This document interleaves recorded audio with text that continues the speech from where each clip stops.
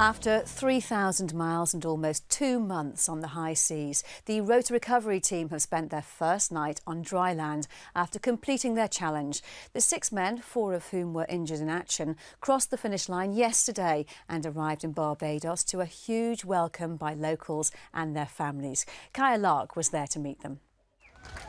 It's been a long time coming, but the celebrations and rapturous applause they deserved greeted them as they arrived in Port St Charles.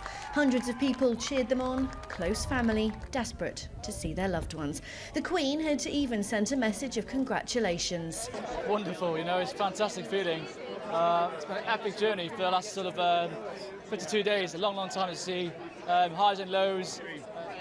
Doesn't feel dry. It doesn't feel like it's stable. I feel like I'm a little bit drunk, to be honest. It's honestly very, very surreal to be standing again for this amount of time. The beers would come later. Earlier, they'd had a surprise visit north of the island. The Coast Guard ensured family members saw them cross the finish line. The voyage had been a tough one, from the auto helm to the rudder to the desalination pump, a seemingly never-ending list of things that kept breaking. They rationed their drinking water in the glazing heat, and sheer determination saw them continue when others might have quit. I had some shrapnel making its way out of my bottom, and I had to dig it out with a pair of forceps. That was kind of uncomfortable. That was Christmas Day. After 7 weeks with just each other for company, they were surrounded once again by supporters.